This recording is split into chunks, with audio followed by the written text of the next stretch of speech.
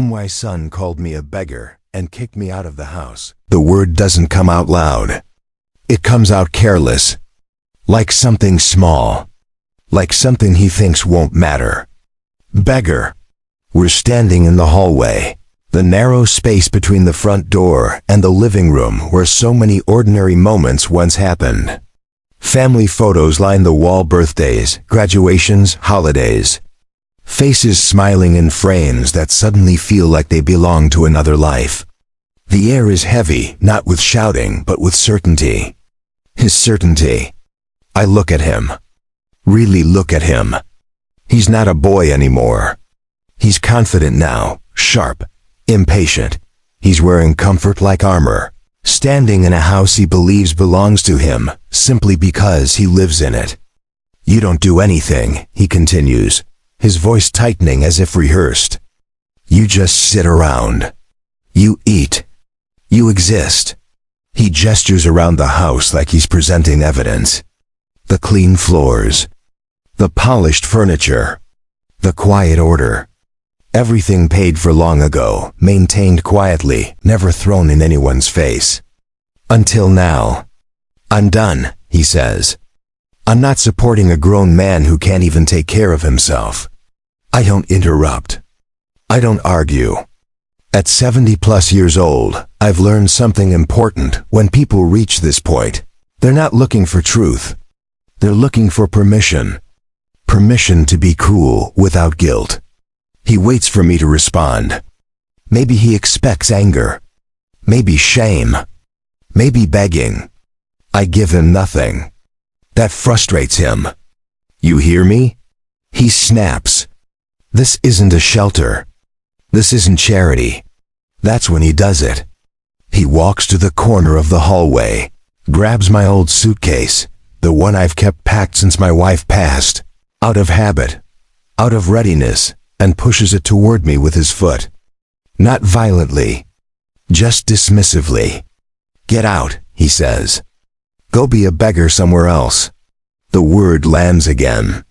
Harder this time. I feel something tighten in my chest, not pain, not heartbreak, but recognition. This isn't about money. It's about respect. And respect, once lost, doesn't return with arguments. I bend down slowly. My knees ache. My hands aren't as strong as they once were.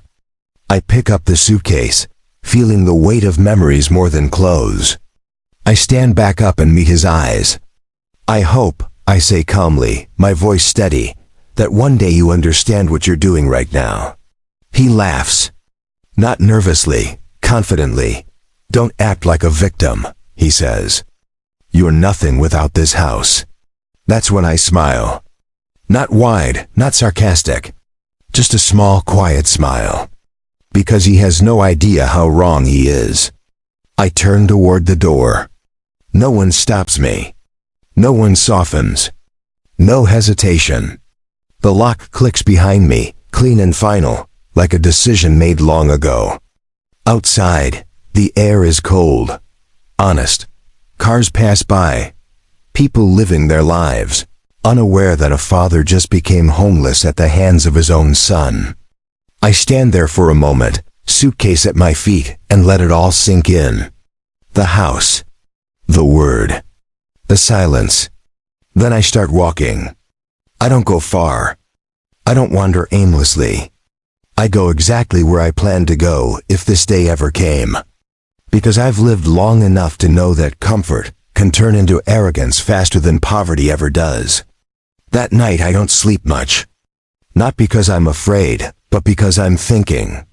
About choices. About patterns.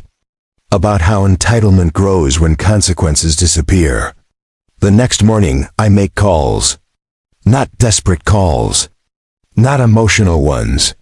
Strategic ones. I speak to people I haven't spoken to in years.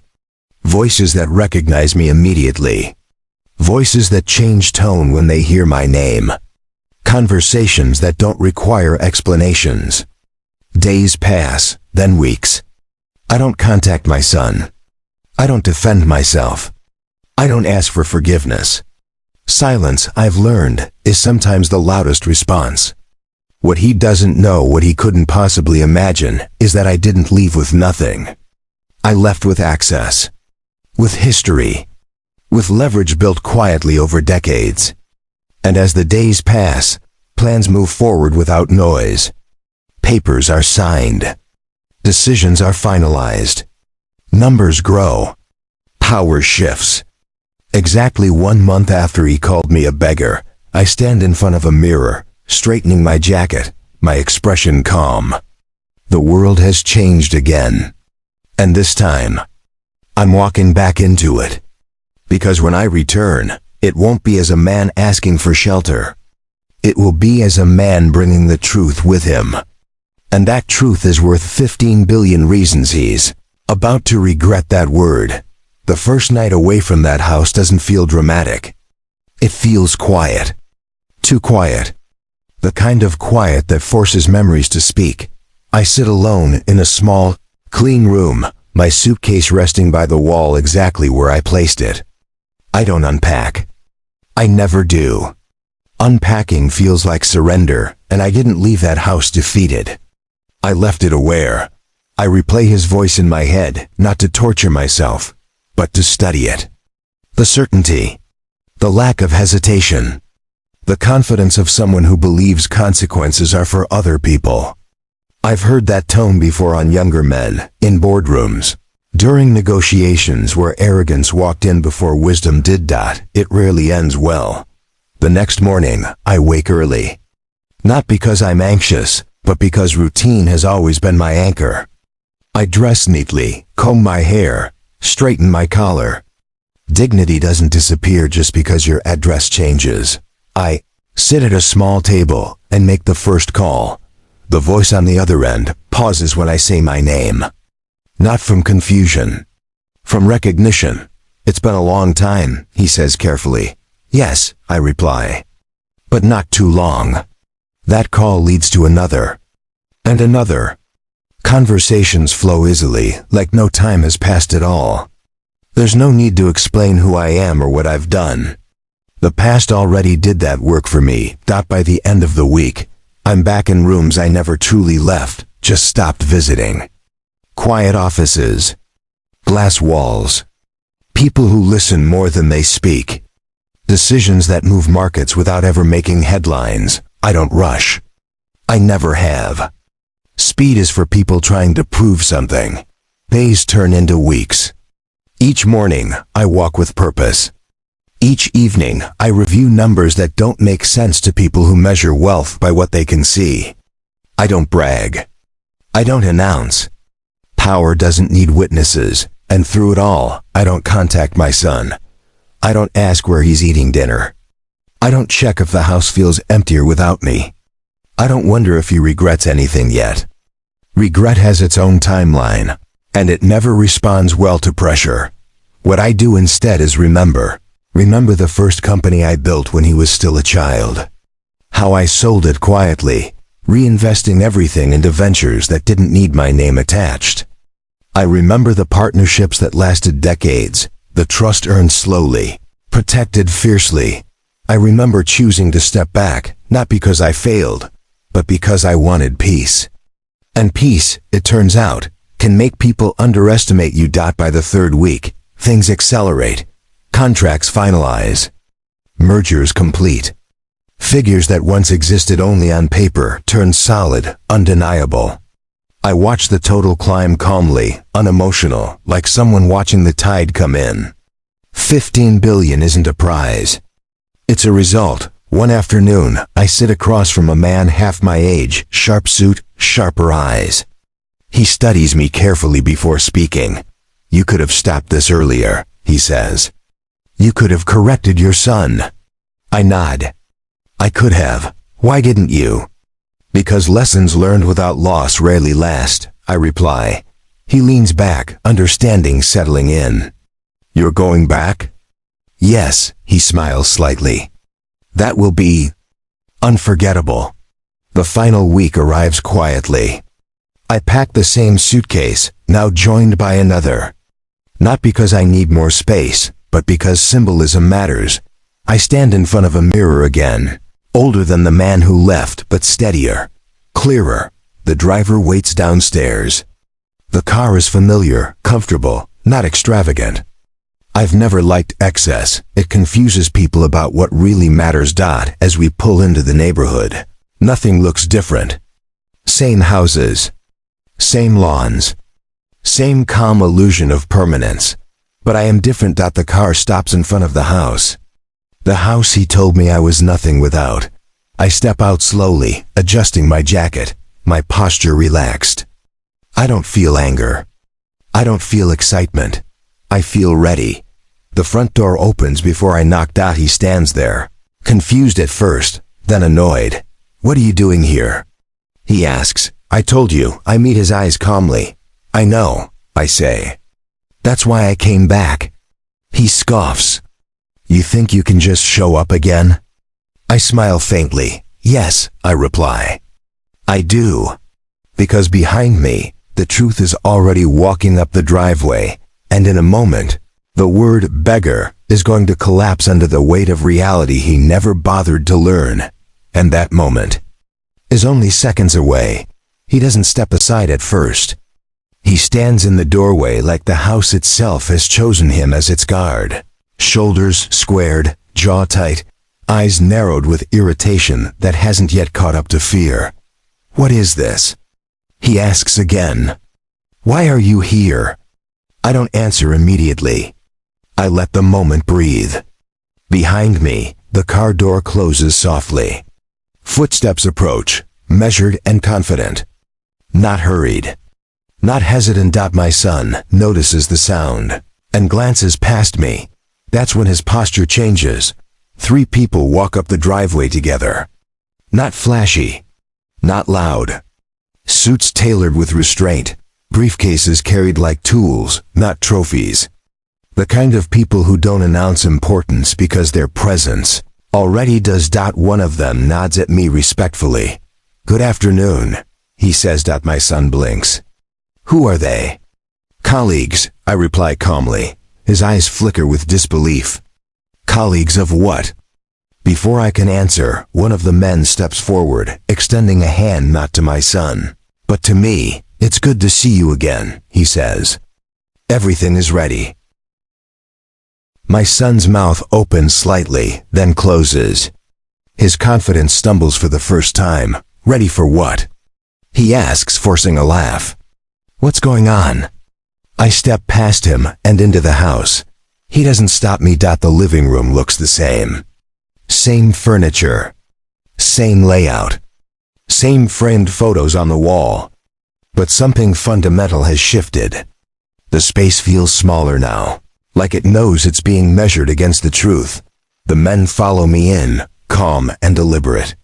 One of them places a folder on the coffee table, thick, organized, heavy with significance. My son turns slowly, his voice sharper now.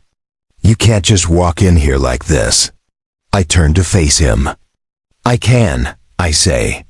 And I am. He scoffs. You were kicked out. You don't get to sit, one of the men says gently, gesturing to the couch. My son laughs again, louder this time. You don't get to tell me what to do in my own house. The man nods once. We'll see. That's when doubt finally shows. Not fully. Just a crack. He sits. I take the chair across from him, my posture relaxed, my hands resting calmly on my knees. I don't loom. I don't dominate. Authority doesn't need volume. You called me a beggar, I say evenly. Do you remember that? He shifts uncomfortably. You're really still on that? Yes, I reply. Because words matter. Especially when they reveal how someone sees you. He crosses his arms. I was angry. You were honest, I say. One of the men opens the folder. Papers slide out, placed carefully on the table. Not rushed. Not dramatic. Just precise. These documents, he begins, outline controlling interests, asset transfers, and final valuations completed within the last 30 days. My son frowns. I don't understand what that has to do with. It has everything to do with you, the man continues calmly. Because the individual sitting across from you is now the majority holder in multiple consolidated entities with a combined valuation of approximately $15 billion. The number hangs in the air. $15 billion. My son laughs, loudly, too loudly. That's not funny. No one joins him. The laughter fades. What? He asks, looking around. This is a joke, right? I lean forward slightly. I didn't come back to joke. His face tightens. You expect me to believe you just, what, became rich in a month? I didn't become anything, I say. I resumed. One of the men slides a page closer to him. Your father has maintained silent ownership stakes for decades.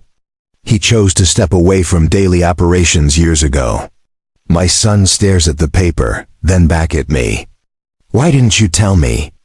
Because you didn't ask, I reply. And because I wanted to know who you were when you thought I had nothing. That lands harder than the number. His hands tremble slightly as he flips through the pages, names, figures, signatures, dates, all real, all undeniable. This isn't possible, he whispers. It is, I say gently. And it always was. He looks up at me now. And the arrogance is gone, completely, replaced by confusion, fear, and something else. Shame. You let me throw you out, he says quietly. Yes, I reply. Why? I don't answer immediately. I look around the room again. The couch. The photos. The space where respect should have lived. Because money doesn't reveal character, I say finally. Absence does. One of the men clears his throat. There's one more matter. My son looks at him sharply. What now? The property, he says. This house. My son stiffens. What about it? He turns to me. Would you like me to explain? Yes, I say. The house, he continues, was purchased through an entity ultimately owned by your father. He allowed you to live here without conditions. My son's face drains of color. You don't mean, I do, the man says. This house has never legally been yours. Silence crashes into the room like a wave. My son stands up abruptly. No, that's not, it is, I say calmly. And now you understand something important. His voice cracks. You let me believe. I let you reveal, I correct him. He sinks back onto the couch, hands gripping his hair. I called you a beggar.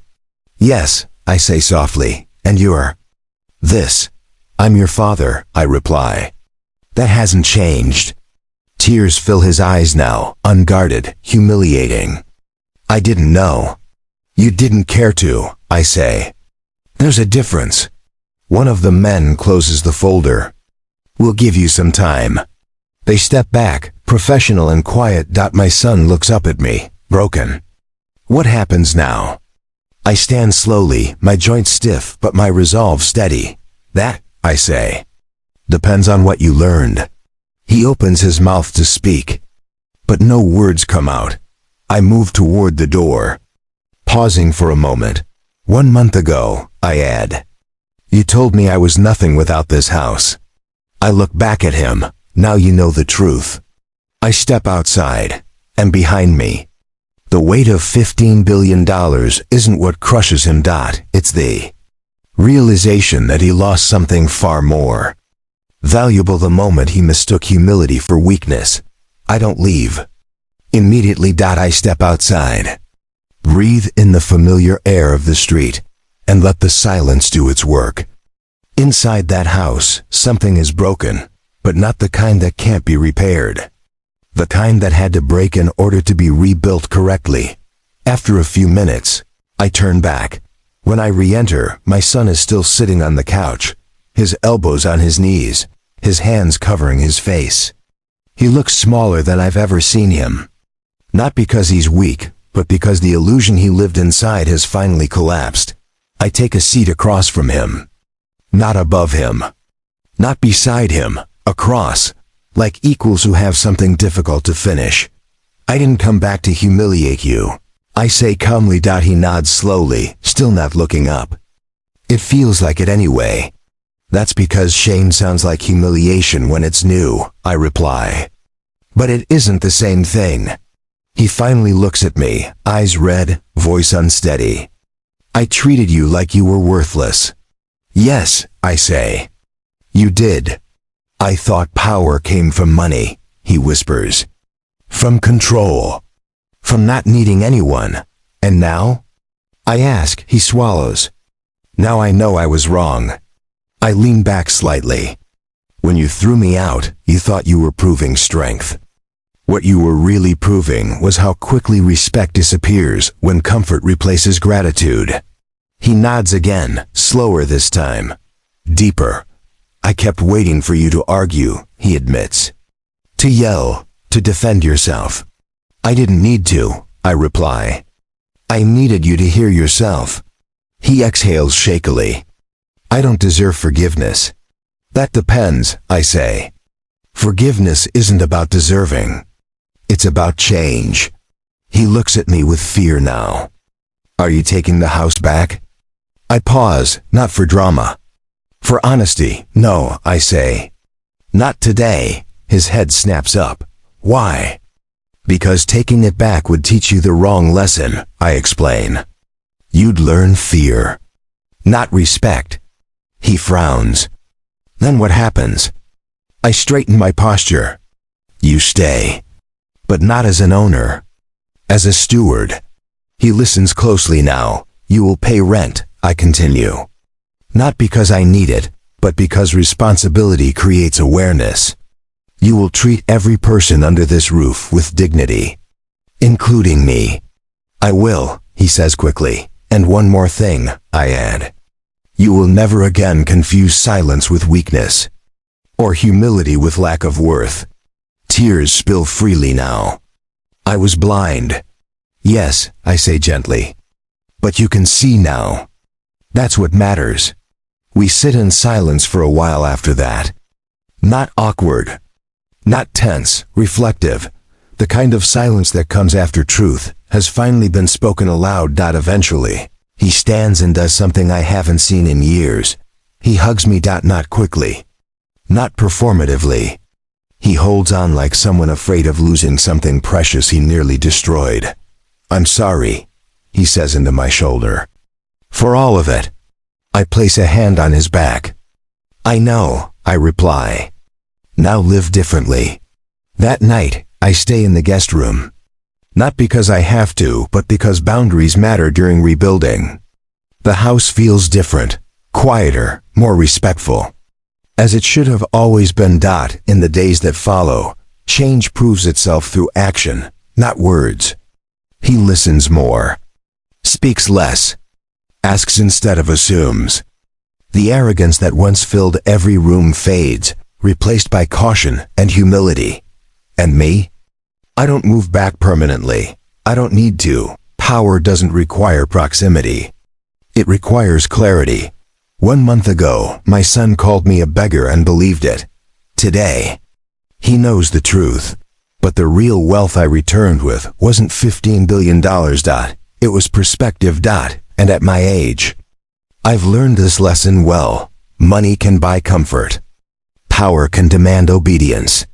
But respect is only earned when you have the ability to destroy. And choose restraint instead. I left that house as a father who was dismissed. I returned as a man who didn't need revenge to teach a lesson. And my son will remember that long after the number 15 billion stops impressing him.